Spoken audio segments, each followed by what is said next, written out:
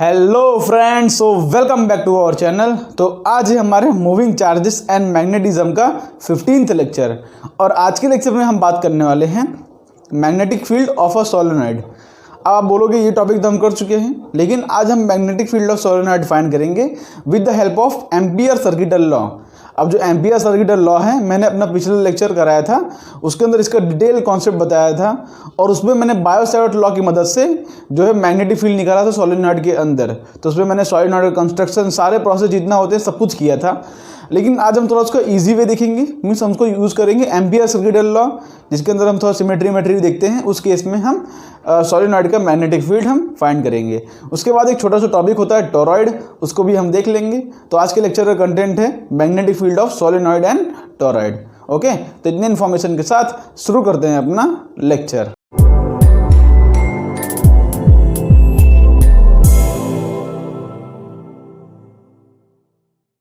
Friends, शुरू करते हैं अपना लेक्चर। एक बात बता दूं आपको, ये लेक्चर देखने से पहले आप पिछला लेक्चर देख कर आएँ, बिकॉज उसके अंदर मैं डिटेल कॉन्सेप्ट समझाया था, जिससे कि आपको ये लेक्चर में देखने में परेशानी ना हो। ओके, देखा होगे आपको सब टॉपिक अच्छे से समझ पड़ेगा। तो हम शुरू करते हैं चैप्टर को, ये लेक्चर को। तो आज हम बात करने वाले मैग्नेटिक फील्ड ऑफ सोलेनॉइड। तो समझो यहाँ पर दूसरी बात, हम इसको एम्पियर्स लॉ से डिराइव करने वाले, ampere circuital law. Okay, ampere circuital law में हम सिमेट्री देखते हैं। हमने इसका फॉर्मूला देखा है कि एम्पियर सर्किटल लॉ का फॉर्मूला क्या होता है, integration of B dot D L equal to mu naught times of I net. ये फॉर्मूला होता है हमारा, where this I net is the magnetic net current inside the amperian loop. हम क्या करते हैं, जैसे कि हमारे पास इस तरह से करंट कैरिंग वायर हो, जैसे दो करंट कैरिंग वायर हो फॉर एग्जांपल, इसके किसी पी पॉइंट पर हमको मैग्नेटिक फील्ड फाइंड करना हो, तो हम इसके अक्रॉस इस तरह से एम्पीरियन लूप ड्रॉ करते हैं। एम्पीरियन लूप ड्रॉ करने की हमने डिफरेंट कंडीशन देखे थे, याद है कि नहीं आपको, कि मतलब या तो मैग्नेटिक फील्ड उसके पैरेलल हो जाए या तो मैग्नेटिक फील्ड परपेंडिकुलर हो जाए। जिस केस में क्या है कि हमारा इंटीग्रेशन से मैग्नेटिक फील्ड बाहर आ सके और इजीली हम उसको सॉल्व कर सके, या तो मैग्नेटिक फील्ड कांस्टेंट हो। तो इन तीनों में से कोई भी कंडीशन हमारा लगती थी, उसी हिसाब से हम एम्पीरियल लूप लेते थे। तो हमारा दो करंट कैरिंग वायर हो, इस लूप हम लेते थे और इस लूप का डायरेक्शन हम खुद असाइन करते थे। मान लो जैसे इस लूप का डायरेक्शन मैंने इस तरफ असाइन कर दिया है, तो इस लूप के डायरेक्शन में जो भी करंट होगा, देखो इस लूप का डायरेक्शन हम राइट हैंड थंब रूल से निकालते हैं। तो मैं फिंगर को कल किया इन the direction of current, sorry in the direction of loop, जहाँ थंब पॉइंट करेगा वो लूप का डायरेक्शन है। तो उस लूप के डायरेक्शन में जो भी करंट होगा उसको हम पॉजिटिव लेते हैं। तो इस जो इनसाइड करंट है, मतलब ये हमारा पॉजिटिव हो जाएगा और ये वाला हमारा नेगेटिव हो जाएगा। ठीक है, मतलब लूप के डायरेक्शन में जो करंट आ रहा है उसको हम पॉजिटिव लेते थे। उसके बाद हम यहाँ से एक लूप ड्रॉ करते थे और integration of B dot D L लेते थे।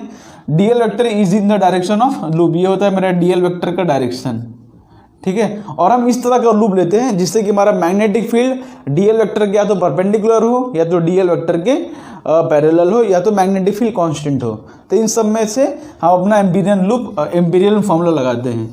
तो इसी फॉर्मूला की यूज़ करते हुए, अच्छा लूप जरूरी नहीं कि सर्कुलर हो, अपना कंडीशन फॉलो होना चाहिए। बाकी लूप मतलब 1D होना चाहिए, या तो स्क्वायर हो, रेक्टेंगल हो, सर्कुलर हो, कोई भी तरह का लूप हो सकता है। तो हमने बात की थी सोलेनॉइड का। सोलेनॉइड क्या होता है, इस तरह के एक लॉन्ग सिलेंड्रिकल वायर होता है, ठीक है, जिसका ये लेंथ L होता है और ये इसका ये रेडियस R। ओके, तो इस केस में हमने इसका मैग्नेटिक फील्ड निकालने का तरीका देखा है। हमने बोला था कि जो सेंटर पर मीन्स इनसाइड पॉइंट पर मैग्नेटिक फील्ड इनसाइड जो कि आ रही थी म्यू नॉट एन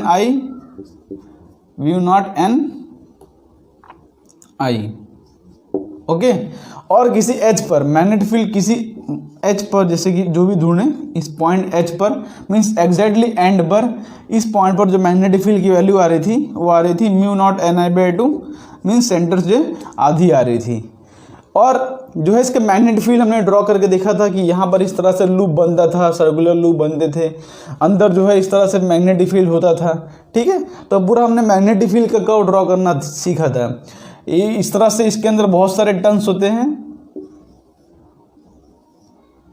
ओके, जिसके अंदर करंट फ्लो कर रहा होता है, आई करंट फ्लो कर रहा होता है। ठीक है, ये जो टोटल नंबर ऑफ टर्न्स होते हैं इसको हमने कैपिटल N से डिफाइन किया था।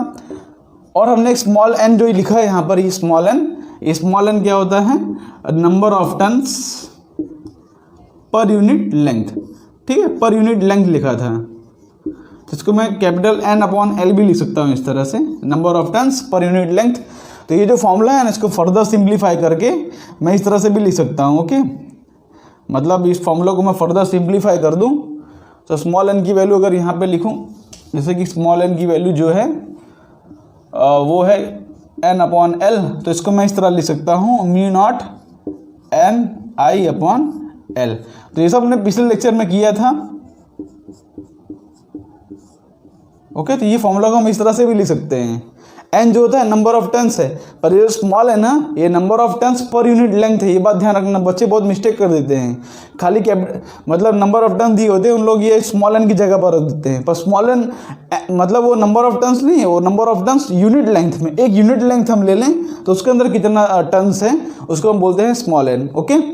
तो आज हम बात करने वाले हैं मतलब एम्पियर्स लॉ से किस तरह से मैग्नेटिक फील्ड निकाला जाए।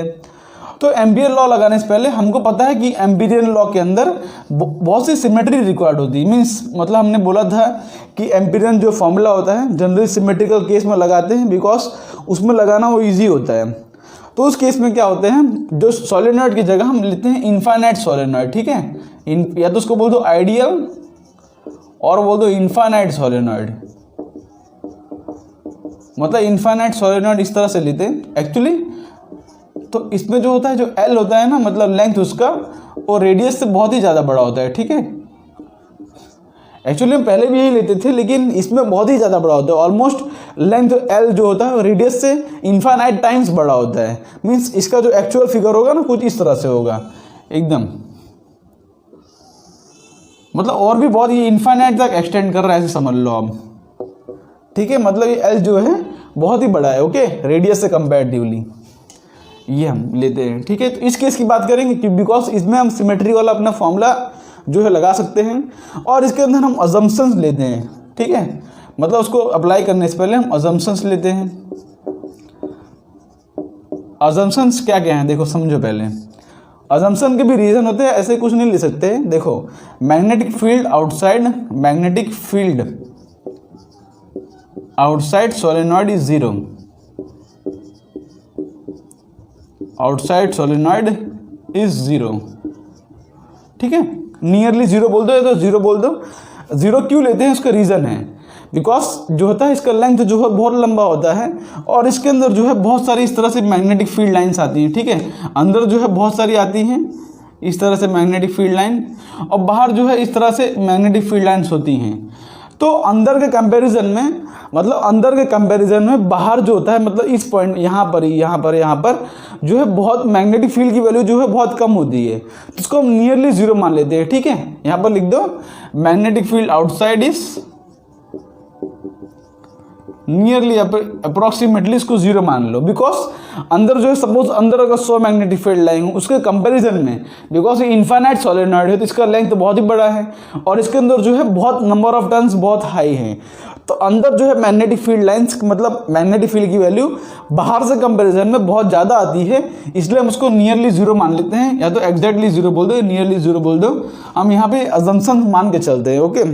और दूसरा अजम्पशन क्या है हमारा, कि magnetic field inside solenoid is, पहली बात तो लीनियर ऐसे लिख दो, स्ट्रेट, यूनिफॉर्म एंड इक्विडिस्टेंट। इसका हमने एग्जैक्ट मतलब फिगर ड्रॉ करना देखा, मतलब किस तरह से उसका मैग्नेटिक फील्ड लाइंस की आती है। लेकिन जो आइडियल सोलेनॉइड होगा जिसको इनफाइनाइट लेंथ होगा, उसके अंदर मैग्नेटिक फील्ड की वैल्यू हम इस तरह से मानते हैं कि अंदर जो है इस तरह से स्ट्रेट होगा, यूनिफॉर्म होगा, इक्विडिस्टेंट होगा, मतलब इस तरह से स्ट्रेट, यूनिफॉर्म एंड इक्विडिस्टेंट, इस तरह के अंदर मैग्नेटिक फील्ड लाइंस की वैल्यू आएगी, ओके। बाहर जो आता है ना उसको हम इग्नोर करते हैं, और अंदर इस तरह से हम स्ट्रेट अज्यूम करते हैं, नियरली स्ट्रेट, बिकॉज इसके अंदर जो है नंबर ऑफ टर्न्स बहुत हाई है, जो number of turns per unit length है, या तो ऐसा बोल दो कि n की value is very very high, n is very high, ठीक है। नंबर ऑफ टर्न्स बहुत ही हाई है, इसलिए हम मानते हैं कि अंदर जो मतलब मैग्नेटिक फील्ड की वैल्यू आ रही है वो लीनियर आ रही है, स्ट्रेट आ रही है और इक्वी डिस्टेंट आ रही है। और बाहर कुछ इस तरह से छोटा सा कर्व ड्रॉ कर दो आप, बाहर जो इसकी वैल्यू थोड़ी फेड आउट हो जाती है ना, मतलब ये पॉइंट दूर दूर होंगे, मतलब क्या है कि यहाँ पर मैग्नेटिक फील्ड की वैल्यू कम है और अंदर जो है इस तरह से आ जाती है, ठीक है। इस तरह से हम उसका अजम्पशंस मान के चलते हैं कि अंदर जो मैग्नेटिक फील्ड लाइन्स है वो स्ट्रेट हैं, इक्वी डिस्टेंट हैं और मैग्नेटिक फील्ड की वैल्यू जो है वो यूनिफॉर्म है। ये हमारा अजम्पशंस है, ये सब मान के चलते हैं तभी हम अपना फॉर्मूला जो है अप्लाई कर पाएंगे, मतलब तभी जो है इजीली हम फॉर्मूला अपना अप्लाई कर पाएंगे, ओके। और 2-3 अजम्पशन आपको पता ही है कि एन जो है वेरी हाई है, यहाँ पे एन इज़ वेरी हाई, और दूसरा कि L is very very greater than R. ये सारे अजम्पशंस मान के हम इसका डेरिवेशन करना शुरू करते हैं। तो इसका डेरिवेशन करने के लिए हम क्या करते हैं, पहली बात तो अजम्पशंस क्या क्या हैं कि magnetic field outside the solenoid 0 है, अंदर जो है magnetic field lines equi distant है, यूनिफॉर्म है और जो है लीनियर स्ट्रेट है, और क्या है कि N is very very high, मतलब नंबर ऑफ टर्न्स बहुत ज़्यादा है इसके अंदर, और L is very very greater than R. इतने सारे हमारे अजम्पशंस हैं इसको सॉल्व करने से पहले। और हम इसको क्या करते हैं, मतलब इसका जो मैग्नेटिक फील्ड की वैल्यू है इसको हम किस तरह से निकालते हैं, देखो ध्यान से। हम उसका क्रॉस सेक्शन लेते हैं, मीन्स उसको बीच में से काट दें तो कुछ इस तरह से फिगर दिखता है। अगर आपको ये सब समझ में नहीं आ रहा ना तो पिछला लेक्चर आप देख कर आओ, तभी आपको समझ पड़ेगा। मैं भले यहाँ पे इसको इतना दूर दूर ड्रॉ कर रहा हूँ, लेकिन आप इसको अज्यूम करो कि लीनियर है और इनफाइनाइट सोलेनॉइड है, ओके। मतलब इसका जो लेंथ है बहुत ही बड़ा है। तो यहाँ पे देखो मैंने इस तरह से ड्रॉ कर दिया है, ठीक है। तो जो करंट है यहाँ से इस तरह से बाहर आ रहा है और यहाँ पे करंट जो है अंदर एंटर कर रहा है, ठीक है, इस तरह से। इसका समझ लो आप इसको बीच में से काट दो तो इस तरह से आपको दिखेगा कि यहाँ से करंट बाहर आ रहा है, अंदर करंट बाहर है, अंदर एंटर किया, करंट बाहर है, अंदर एंटर किया, इस तरह से पूरा फिगर दिखेगा आपको, ठीक है। तो मान लो किसी रैंडम पॉइंट इसके एक्सिस पर, देखो ये इसका एक्सिस, इससे एक्सिस पर मतलब सोलेनॉइड के अंदर किसी भी पॉइंट पी पर हमको मान लो मैग्नेटिक फील्ड की वैल्यू ढूंढनी है। तो मैग्नेटिक फील्ड की वैल्यू ढूंढनी हो तो उसके लिए हम क्या करेंगे, ये सब अजम्पशन तो हमने लिख ही लिया होगा, इसको मैं हटा देता हूँ, ठीक है। आइडियल सोलेनॉइड की बात कर रहे हैं, आप लिख लेता हूँ कि आइडियल, या तो इसको बोल दो इनफाइनाइट, ओके। अब देखो हमको क्या करना है, इस तरह से मैग्नेटिक फील्ड आ रही है तो अंदर किसी पॉइंट पी पर, देखो एम्पियर लॉ क्या कहता है, बिकॉज हम इसको एम्पियर लॉ से डिराइव करेंगे। तो एम्पियर लॉ का फॉर्मूला यहाँ पे लिख देता हूँ, integration of B vector dot D L vector equal to mu naught times of I net, ये हमारा फॉर्मूला होता है, ठीक है, एम्पियर्स लॉ का। तो एम्पियर लॉ कहता क्या है कि जैसे जिस पॉइंट पर हमको मैग्नेटिक फील्ड फाइंड करना हो उस पॉइंट पर एम्पियर लूप ड्रॉ करो। अब दिक्कत ये है कि हमारी एम्पियर लूप यहाँ पर ड्रॉ किस तरह से करें, उसके लिए हमारी कंडीशन क्या है, या तो मैग्नेटिक फील्ड पैरेलल हो जाए, या तो मैग्नेटिक फील्ड परपेंडिकुलर हो जाए, इस तरह से कंडीशन हो, या तो मैग्नेटिक फील्ड कांस्टेंट हो या जीरो हो, ठीक है, इस तरह से। अंदर जो है मैग्नेटिक फील्ड हमने इस तरह से इक्वी डिस्टेंट माना है, इक्वी डिस्टेंट है, स्ट्रेट है। अंदर जो हमने मैग्नेटिक फील्ड इस तरह से माना है ना कि ये मैग्नेटिक फील्ड जो है इक्वी डिस्टेंट है, स्ट्रेट है, और बाहर इस तरह थोड़ा सा कर्व कर रही है, ओके, इस तरह से। अंदर हमने अब बाहर हमने इस तरह से इस पॉइंट पर मैग्नेटिक फील्ड की वैल्यू 0 है, ओके, बाहर जो है मैग्नेटिक फील्ड की वैल्यू 0 है। यहाँ पर लिख देता हूँ कि magnetic field outside is equal to 0, okay, हमारा अजम्पशन है, ठीक है। इसको कहीं दूसरी जगह लिख देते हैं, बिकॉज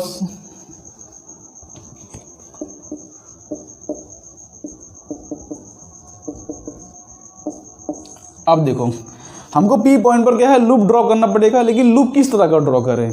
तो हम देखो ध्यान से, यहाँ पर जो लूप होता है, यहाँ पर हम इस तरह से लूप लेते हैं, ठीक है। एल लेंथ का हम, या तो स्क्वायर बोल दो, रेक्टेंगुलर बोल दो, हम इस तरह से एल लेंथ का एक लूप लेते हैं पी पॉइंट पर। ये जो लूप है इसका लेंथ एल है, ठीक है, इसका लेंथ एल है, इसका ब्रेथ जो है, जो भी मान लो बी, उसकी हमको जरूरत भी नहीं पड़ेगी, वैसे हमको सिर्फ इस एल लेंथ से काम है। अब मान लो इसका लेंथ एल है, इसका ब्रेथ जो भी हो उससे कोई फर्क नहीं पड़ता हमको। तो हम इस तरह से रेक्टेंगुलर बोल दो, तो स्क्वायर बोल दो, इस तरह से हम लूप लेते हैं, ओके। ये लूप लेने का कारण क्या है, ये लूप लेने का ये कारण है कि ध्यान से देखोगे तो ये लूप के 4 साइड हैं, 1 2 3 4। तो पहली बात तो ये यहाँ पर देखोगे कि डीएल वेक्टर है। डीएल वेक्टर क्या होता है? डीएल वेक्टर होता है इन द डायरेक्शन ऑफ लूप, तो ये होगा डीएल वेक्टर। तो अंदर देखो डीएल वेक्टर और मैग्नेटिक फील्ड दोनों बीच में एंगल कितना बन रहा है? 0 डिग्री। तो वाला केस हमारा चलेगा, या तो मैग्नेटिक फील्ड और डीएल वेक्टर के बीच में 0 डिग्री एंगल हो। और इस साइड की बात करोगे तो इस साइड देखो ये होगा मेरा DL vector along the direction of loop, और ये होगा मैग्नेटिक फील्ड। तो इन दोनों साइड के बीच में 90 डिग्री बन रहा है। बाहर तो मैग्नेटिक फील्ड ही 0 है, और इस केस का भी मैग्नेटिक फील्ड का देखो डीएल वेक्टर और मैग्नेटिक फील्ड के बीच में 90 डिग्री एंगल बन रहा है।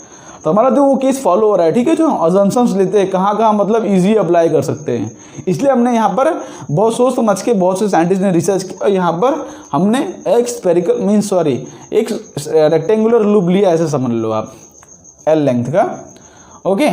और मान लो इसका साइड जो है ABCD, इस तरह से इसका साइड है, 4 साइड है। तो हम ये फॉर्मूला यूज़ करेंगे। अब देखो, अब जब हम जैसे कि सर्कुलर लूप लेते थे, हम क्या करते थे? इंटीग्रेट करते थे उसको, बिकॉज हमको यहाँ पर मतलब छोटा सा डीएल फाइंड करते थे, उसको पूरे में इंटीग्रेट करते थे। लेकिन यहाँ पे क्या है कि 4 साइड है, हमको पता है कि इसमें 4 ही साइड है इसके अंदर, तो इंटीग्रेट करने की जरूरत क्या है? हम अलग अलग सारे साइड का निकाल लेते हैं, है कि नहीं? देखो, इंटीग्रेशन मतलब क्या होता है? इंटीग्रेशन मतलब होता है एडिशन। बहुत सारे छोटे छोटे डीएल लो, जैसे कि सर्कुलर होता था, हम डीएल लेते थे, सारे डीएल का हम जो है इंटीग्रेशन कर देते थे, मतलब जब हम सर्कुलर लूप लेते थे तो। लेकिन यहाँ पर रेक्टेंगुलर लूप लिया है, तो इंटीग्रेशन करने की क्या ज़रूरत है? अब जो है मतलब इसको 4 साइड है, इसके एक एक साइड का आप फाइंड कर लो। तो इस तरह से हम लिख सकते हैं इसको फर्दर लिख सकता हूँ मैं कि integration of DC B dot DL plus integration of, चलो AB से स्टार्ट करता हूँ, AB BC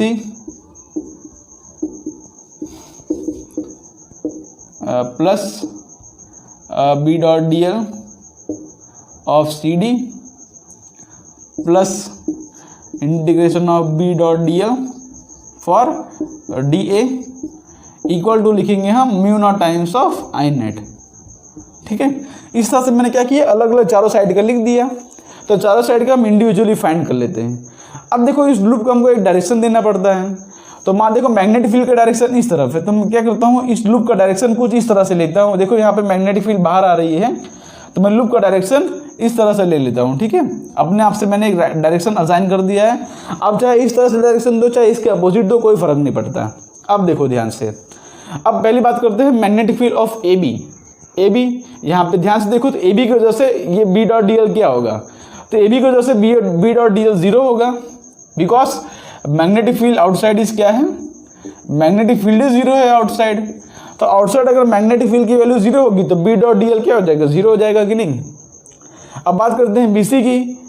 तो BC ध्यान से देखोगे तो DL वेक्टर जो होता है इन द डायरेक्शन ऑफ लूप होता है। तो देखो इसका लूप का डायरेक्शन क्या होगा? ये तो ये है मेरा DL vector in the direction of loop, और ये है मेरा मैग्नेटिक फील्ड। तो देखोगे ध्यान से कि DL वेक्टर और मैग्नेटिक फील्ड के बीच में एंगल कितना बन रहा है? इसमें एंगल बन रहा है 90 डिग्री, इसलिए जो हमारा BC हो जाएगा ये भी हमारा 0 हो जाएगा, है ना, है कि नहीं? उसी हिसाब से जो AD है इसका भी 0 हो जाएगा ना, क्योंकि देखो ये होगा मेरा DL वेक्टर और ये होगा मेरा मैग्नेटिक फील्ड, तो दोनों बीच में एंगल 90 डिग्री बन रहा है। तो जो DA वाला होगा ये भी मेरा हो जाएगा 0, मतलब ये 3 टर्म तो निकल गए, ये भी हो गया 0 और ये भी हो गया 0 और ये वाला टर्म भी हो गया 0। सबके रीजन है AB क्यों 0 है? AB 0 इसलिए है because magnetic field outside is 0, इसलिए जो हमारा AB का, इसलिए magnetic field due to AB हमारा आ गया 0। ठीक है, ठीक है। दूसरी बात क्या करते हैं हम, और BC एंड AD इनका क्यों 0 है magnetic field? Because B is perpendicular to DL vector, इसलिए जो magnetic field of BC and magnetic field of AD is equal to 0। इन दोनों का इस कारण से 0 हुआ। अब बच गया हमारा CD। अब देखो CD ध्यान से, तो CD तो मैग्नेटिक फील्ड के पैरेलल है ना, ये वाला हमारा 0 नहीं होगा, सिर्फ इसी साइड की वजह से मैग्नेटिक फील्ड की वैल्यू आएगी। तो यहाँ पे इसको मैं फर्दर लिख सकता हूँ, देखो इसको मैं फर्दर लिख सकता हूँ इस तरह से, B dot DL of CD is equal to लिख सकता हूँ मैं mu naught times of I net.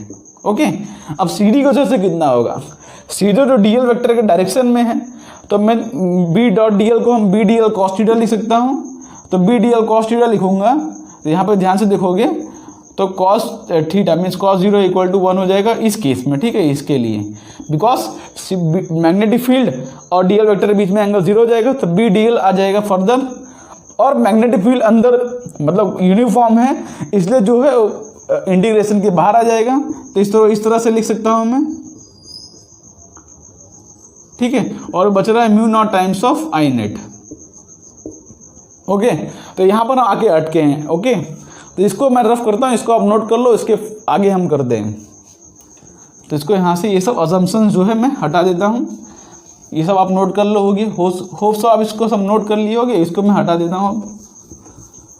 तो कहाँ पर आके अटके आपको बताता हूँ कि हमको पता है कि बी और integration of D L equal to आ रहा है mu naught times of I net. तो सबसे पहली बात डी एल क्या होगा, हम मान लेते हैं इसका लेंथ एल है, तो डी एल की वैल्यू हो जाएगी एल, है ना, तो इस B into L, because D L क्या है इसका साइड, ये सब तो 0 है, सिर्फ इतना ही बचा है, तो इसका मैंने लेंथ एल एज्यूम किया है, तो यहाँ पर लिख देता हूँ एल इक्वल टू आ जाएगा mu naught times of I net. अब मेन काम है आई नेट निकालना। आई नेट किस तरह से निकालेंगे, देखो हमको सिर्फ इतना एल लेंथ में ही चाहिए ना, एल लेंथ में कितना नेट करंट आ रहा है, बिकॉज हमने इस तरह से लूप लिया है। तो देखो इसके अंदर देखो क्या आई नेट क्या होता है कि लूप के अंदर कितना करंट आ रहा है, तो देखो किस तरह से फाइंड करेंगे।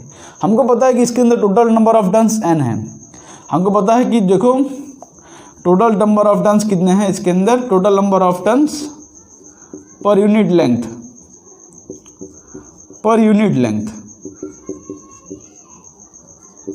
उसको हमने स्मॉल एन से बोला है, number of turns per unit length, मतलब एक यूनिट लेंथ में n टर्न्स है, ठीक है, यूनिट लेंथ में n टर्न्स है, तो इसके अंदर टोटल कितने टर्न्स है, इसके अंदर l लेंथ के अंदर टोटल देखो यहाँ पे देखो यूनिट लेंथ के अंदर n टर्न्स है, तो l लेंथ के अंदर l इंटू n टर्न्स होंगे, है कि नहीं।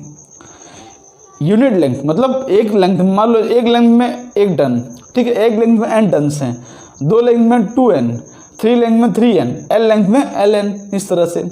अब देखो ध्यान से कि एक यूनिट लेंथ में मतलब एक टर्न में, यहाँ पे देखो एक टर्न में करंट है I, एक टर्न में करंट है I, ये हमारा क्या है टर्न्स है, तो L इंटू एन टर्न्स में कितना करंट होगा, L इंटू एन लेंथ में करंट होगा L इंटू एन इंटू आई। ओके, इस तरह से देखो मैंने यूनिटरी मेथड से इसको निकाल लिया कि L लेंथ के अंदर कितना नंबर ऑफ, देखो एक लेंथ में करंट है I, तो Ln लेंथ में करंट कितना होगा Ln इंटू आई, ये मेरा क्या है आई नेट की वैल्यू। इसको किस तरह से निकाला मैंने, पहले यूनिट लेंथ में n टर्न्स, तो L लेंथ में L इंटू एन, उसके बाद से मैंने इसको निकाला। ओके, तो इसको फर्दर यहाँ पर रखोगे B into L equal to mu naught times of I net क्या आ रहा है n into L into I, तो यहाँ से L से L कैंसिल, तो मैग्नेटिक फील्ड की वैल्यू आ गई म्यू नॉट एन आई। ये हमारा magnetic field of ideal solenoid जिसको हमने निकाला था पिछले लेक्चर में, म्यू नॉट एन आई की वैल्यू आ रही थी, magnetic field of ideal solenoid. इसको मैं इस तरह से लिख सकता हूँ, B इक्वल टू लिख सकता हूँ म्यू नॉट n की जगह पर मैं लिख सकता हूँ small n upon l into I, इस तरह से भी इसको लिख सकता हूँ, ठीक है, where L is the length of जो बोल दो उसको, तो number of turns per unit length है ना, तो अगर n लेंथ दिया हो यूनिट लेंथ का, यहाँ पे L की वैल्यू पुट करके आप ये फॉर्मूला भी इसको यूज़ कर सकते हो। ओके, इसके अंदर क्या क्या अजम्पशन है इसको आप नोट कर लेना।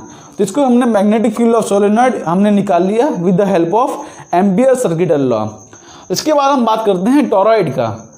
टॉरॉइड जो होता है ना सोलेनॉइड का एक समझ लो छोटा भाई है, मतलब उसका ही कुछ केस है, देखो ध्यान से। उसमें क्या होता है कि हम क्या करते हैं, देख लो एक बार को, इसको मैं रफ कर देता हूँ यहाँ से। तो अब बात करते हैं हम टॉरॉइड की, छोटा सा टॉपिक है, 5-10 मिनट का है, उसको भी आप देख लो, डायरेक्टली क्वेश्चंस आते हैं उसके ऊपर।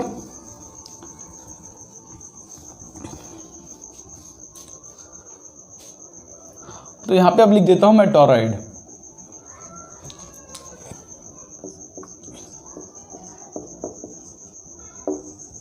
तो सबसे पहले बात टॉरॉइड है क्या, torrid is a long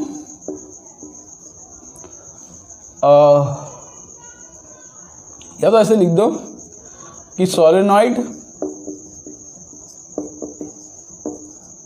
bent in shape of circle. मतलब हमारे पास इस तरह से लॉन्ग सोलेनॉइड हो, ठीक है, इस तरह से लॉन्ग सोलेनॉइड हो जिसके अंदर सपोज इस तरह से एन टर्न्स है, ठीक है, इस तरह से लॉन्ग सोलेनॉइड जिसके अंदर एन टर्न्स है। मैं क्या करूँ, इसको पकड़ के इस तरह से गोल घुमा दूँ, इसको पकड़ के, इसके दो एंड्स हैं, इसको पकड़ के इस तरह से गोल घुमा दूँ तो एक इस तरह से बन जाएगा, देखो ध्यान से, इस तरह से बन जाएगा, ये है ना। इसको पकड़ के मैं इस तरह से गोल घुमा दूंगा तो इस तरह से बन जाएगा, इसके अंदर इस तरह से टर्न्स हैं, ओके। तो इसी को हम कहते हैं टोरॉइड, इसके पूरे सर्कुलर लूप में इस तरह से टर्न्स होंगे। तो टोरॉइड क्या होता है, solenoid bent in the shape of circle. इसको आप इस तरह से भी समझ सकते हो। बाकी इसके एनसीईआरटी में ऐसे लिखा रहता है कि हॉलो सिलिंड्रिकल, देखो यहाँ पे इस तरह से लिखा रहता है,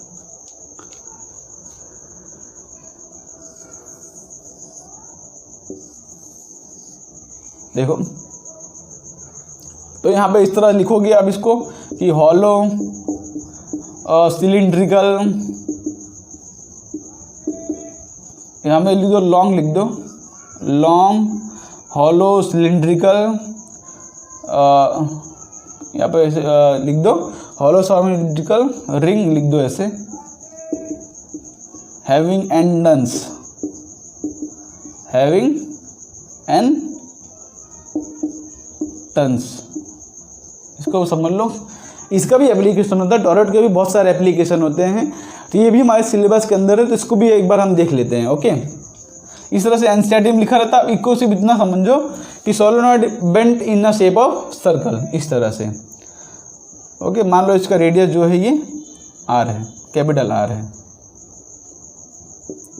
एक्चुअली में जो है ना, ये सोलेनॉइड जो है बहुत लॉन्ग सोलेनॉइड है। इसको मैंने यहाँ पे इस तरह से बड़ा ड्रॉ किया, बाकी मैंने इन्फिनिट सोलेनॉइड की बात कर रहा हूँ।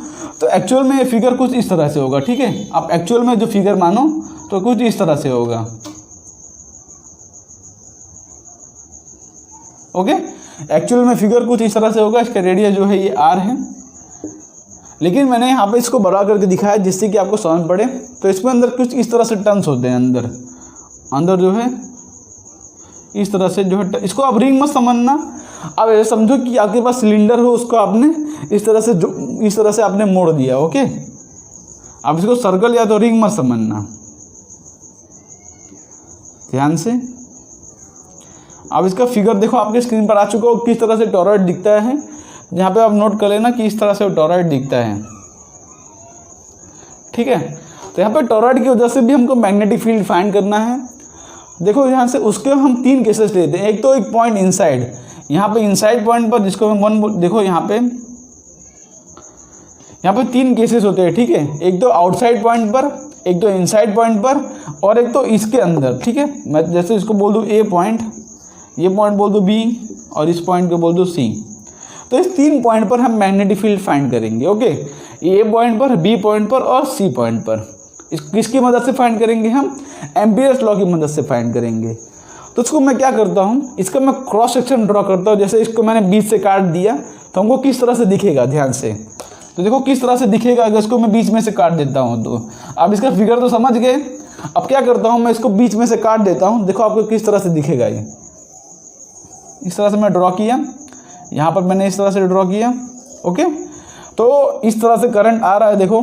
तो यहाँ से करंट बाहर निकल रहा होगा, पूरे सर्कुलर लूप में इस तरह से करंट बाहर निकल रहा होगा, ओके। और यहाँ पे क्या है, करंट एंटर कर रहा होगा।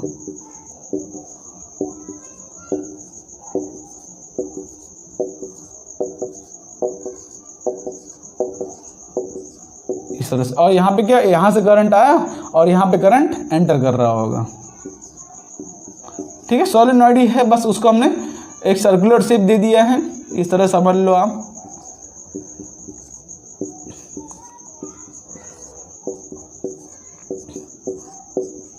ओके, इस तरह से, ठीक है। इस तरह से हमने शेप बना दिया, जिसके हम तीन पॉइंट पर, ये ए पॉइंट है, ये बी पॉइंट है और ये सी पॉइंट है। तो सबसे पहले हम बात करते हैं magnetic field at point A. तो मैग्नेटिक फील्ड एट पॉइंट एक हमको फाइंड करना हो तो ध्यान से देखो, इस पॉइंट ए पर क्या करेंगे, मतलब अंदर इस पूरे रीजन के अंदर, तो यहाँ पर क्या करूँगा मैं, इस तरह से एक एम्पीरियन लूप ड्रॉ करूँगा, है ना। एम्पीरियन लूप मैंने इस तरह से ड्रॉ किया। तो ध्यान से देखोगे तो पॉइंट ए पर क्या है कि करंट जो है उसकी वैल्यू 0 है, बिकॉज देखो मैंने एम्पीरियन लूप ड्रॉ किया। तो I net inside is equal to 0।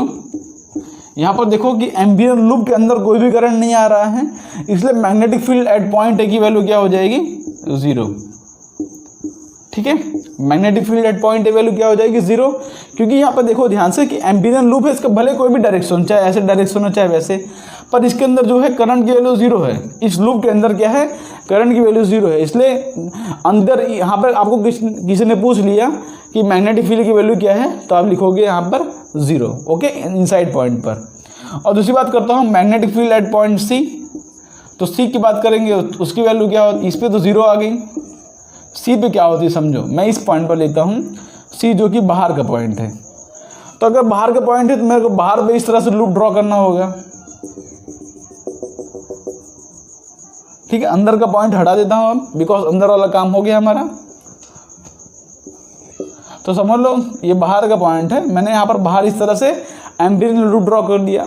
अब एम्पीरियन लूप का चाहे जो भी डायरेक्शन हो, जैसे मान लेता हूँ इसका ये डायरेक्शन है, उससे कोई फर्क नहीं पड़ता, लेकिन ध्यान से देखोगे तो इस केस के अंदर भी हमारा जो आई नेट की वैल्यू आ रही है ना, वो 0 आएगी, बिकॉज आई नेट मतलब क्या होता है, नेट करंट। अंदर बहुत करंट है, मैं मानता हूँ कि अंदर बहुत सारे करंट है, इसके अंदर वायर के अंदर करंट फ्लो कर रहा है इस तरह से, लेकिन ध्यान से देखोगे मैंने आपको सिखाया था कि इस तरह से लूप हो अगर, तो एक करंट एंटी क्लॉकवाइज डायरेक्शन में हो, एक करंट क्लॉकवाइज डायरेक्शन में हो, तो जो आई नेट होता है ना, जैसे मान लो ये I1 है, ये I2 है, तो आई नेट जो होगा वो I1 माइनस I2, मतलब दोनों करंट का डिफरेंस लेते हैं। और जो कि हम जैसे लूप के डायरेक्शन जो उसको हम पॉजिटिव लेते हैं, जो उसके अपोजिट उसको हम नेगेटिव लेते हैं। तो यहाँ पे ध्यान से देखोगे कि जितना करंट यहाँ से बाहर निकल रहा है ना, उतना ही करंट यहाँ पे एंटर कर रहा है। यहाँ पे ऐसा लूप होगा, जितना करंट बाहर निकल रहा है उतना करंट यहाँ पे एंटर कर रहा है। तो इस केस में भी क्या हो जाएगा, आई नेट की वैल्यू 0 है, बिकॉज आई मतलब यहाँ पे लिखो coming out is equal to I going in, मतलब जितना करंट यहाँ से बाहर निकल रहा है उतना ही करंट यहाँ पे एंटर कर रहा है। तो इसमें भी नेट करंट की वैल्यू 0 आ गई। इसका मतलब क्या है कि एम्पीरियन लूप के इसके अंदर नेट करंट की वैल्यू 0 है, तो यहाँ पे मैग्नेटिक फील्ड इनसाइड क्या हो जाएगा, सॉरी मैग्नेटिक फील्ड की वैल्यू क्या हो जाएगी, 0। तब बचा रह गया हमारा बी पॉइंट, सी पॉइंट है उस पर भी 0 आ गया, ए पॉइंट है उस पर भी 0 आ गया। अब बचा रह गया हमारा सी पॉइंट। तो सी पॉइंट की बात करते हैं, देखो क्या होता है।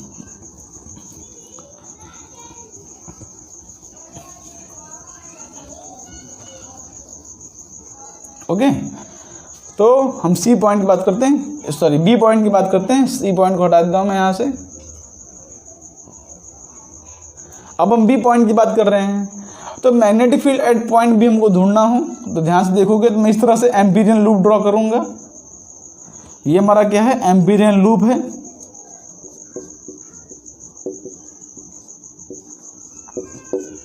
और ध्यान से देखो कि यहाँ पे करंट जो है अंदर एंटर कर रहा है।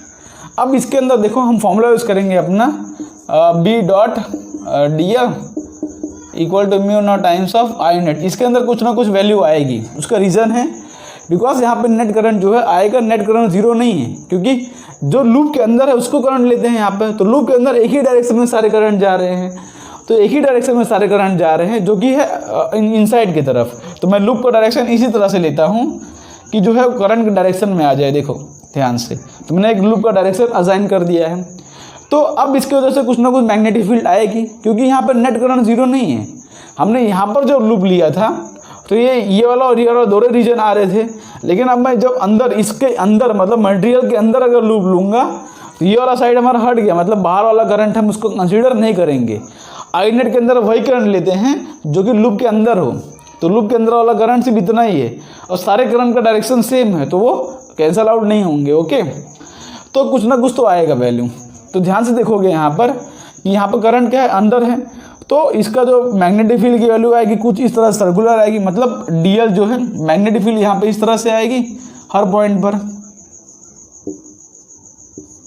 चाहे देखो कि बिकॉज देखो थंब रखा डायरेक्शन ऑफ मैग्नेटिक फील्ड, देखो कर रहा हूँ, मैग्नेटिक फील्ड जो है इस तरह से आ रही है।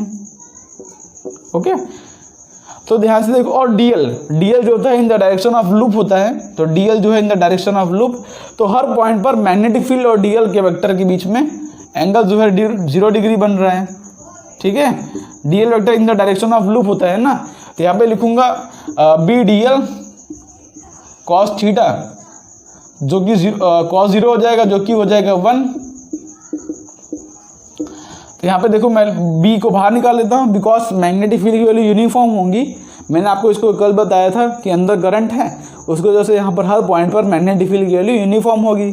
तो बी को बाहर निकाल लिया, इंटीग्रेशन ऑफ डीएल, ये कॉस 0 हो जाएगा बिकॉज डीएल वेक्टर और मैग्नेटिक फील्ड के बीच में एंगल 0 डिग्री है, इक्वल टू हो जाएगा mu naught times of I net, है ना, mu naught times of I net हो गया। अब डीएल क्या है, देखो मान लेता हूँ इसका जो ये पॉइंट है ये स्मॉल और रेडियस पे है, तो डीएल क्या हो जाएगा, इसका सर्कमफरेंस, ये हमारा एम्पीरियल लूप का सर्कमफरेंस, तो बी इंटू लिखता हूँ मैं 2 pi R equal to mu naught times of I net. अब नेट करंट क्या है इसके अंदर, अब वही हमको फाइंड करना है कि इसके अंदर नेट करंट क्या आ रहा है। देखो उसके लिए हम क्या करते हैं, हम मान लेते हैं कि यहाँ पर देखो नंबर ऑफ टर्न्स क्या है हमारे पास, नंबर ऑफ टर्न्स, हमारे पास number of turns total n है। ठीक है, हमारे पास number of turn total n है, तो पूरे n टर्न्स में हमको करंट फाइंड करना हो तो नंबर ऑफ टर्न्स n है, तो टोटल करंट हमारा क्या हो जाएगा, टोटल करंट हमारा हो जाएगा n times of i। n turns है और सारे के अंदर हमको करंट फाइंड करना हो तो n i हो जाएगा। तो यहाँ पर जो नेट करंट है ये आई नेट, बिकॉज यहाँ पर सारा का सारा करंट एंटर हो रहा है ना, देखो सारा का सारा एक ही डायरेक्शन में है। हम टोटल करंट फाइंड करेंगे जो कि n इंटू आई आ रहा है, यहाँ पर पुट करूँगा मैं n इंटू आई, इस तरह से आ रहा है। तो मैग्नेटिक फील्ड की वैल्यू ध्यान से देखोगे तो म्यू नॉट n आई अपॉन 2 पाई स्मॉल r आ रहा है। ठीक है, 100% एकदम करेक्ट फॉर्मूला है, mu not n I upon 2 pi r। ये हमारा फॉर्मूला है ऑफ अ टॉरॉइड। टॉरॉइड को है solenoid bend in a shape of circle, तो उसका ये फॉर्मूला आता है। अब ध्यान से देखोगे ना, ये फॉर्मूला जो है कुछ इससे रिलेट करता है कि मैग्नेटिक फील्ड की वैल्यू म्यू नॉट एन आई। ध्यान से देखो तो यहाँ पर क्या है, उस केस में हमारा जो लेंथ था हमने n लिखा है ना, n क्या होता है, number of turns per unit length. तो ध्यान से देखोगे इस केस में हमारा जो लेंथ है वो सर्कुलर लेंथ है, तो यहाँ पे l की जगह पर अगर 2 पाई r सब्स्टिट्यूट कर दूँ मैं, तो ध्यान से देखोगे तो वो फॉर्मूला जो है इसके देखो यहाँ पे देखो ध्यान से, n की जगह पर अगर मैं n अपॉन 2 पाई r सब्स्टिट्यूट कर दूँ तो ये फॉर्मूला जो है सोलेनॉइड से कुछ ना कुछ रिलेट करता है कि नहीं। मतलब आपको सिर्फ इतना ही फॉर्मूला रखना है कि जो मैग्नेटिक फील्ड की वैल्यू होती है फॉर आइडियल सोलेनॉइड वो म्यू नॉट एन आई होती है। अगर आपको सोलेनॉइड दिया तब n जो n की वैल्यू है फॉर सोलेनॉइड हो जाएगा, सोलेनॉइड के लिए जो n की वैल्यू है n बाई एल रखना, और टॉरॉइड के लिए जो n की वैल्यू है, इसके अंदर लेंथ कितना है 2 पाई r, तो यहाँ पे n की जगह पर n अपॉन 2 पाई r रख देना। फॉर्मूला भी आपको इजीली याद रह जाएगा, आप रिलेट भी कर सकते हो, सोलेनॉइड से रिलेट करता है। और दूसरी बात आपको ध्यान रखनी है कि यहाँ पर अगर आपको अंदर का रेडियस दिया हो ना तो उसको भी आप ये रेडियस कंसीडर कर लेना। उसका रीज़न है बिकॉज ये सोलेनॉइड जो है बहुत ही लॉन्ग है, तो अंदर का जो रेडियस है इतना पॉइंट का इतने पॉइंट का, दोनों रेडियस जो है आपस में एग्जैक्टली मैच कर जाता है, बिकॉज इसका फिगर एक्चुअली में कुछ इस तरह से होता है। तो अंदर बाहर दोनों के मतलब रेडियस में कुछ ज़्यादा फर्क नहीं आता। ठीक है, बहुत ही लॉन्ग सोलेनॉइड लेते हैं और इसका जो ये होता है रेडियस जो होता है बहुत ही पतला होता है, तो बाहर और अंदर के रेडियस में कुछ ज़्यादा फर्क नहीं आता। इसलिए हम अंदर का रेडियस दिया हो, बाहर का इतना रेडियस दिया है, उसको आप नियरली सेम कंसीडर करना। ओके, तो ये देखो फॉर्मूला जो है सोलेनॉइड के फॉर्मूला से कुछ ना कुछ रिलेट करता है। तो बस आज के लेक्चर के लिए इतना ही रखते हैं कि सोलेनॉइड और टॉरॉइड का magnetic field with the help of ampere circuital law. तो ओके, होप सो आपको लेक्चर पसंद आया होगा। तो मिलते हैं आपको नेक्स्ट वीडियो में, तब तक के लिए आप पढ़ाई करते रहें, तब तक के लिए बाय बाय।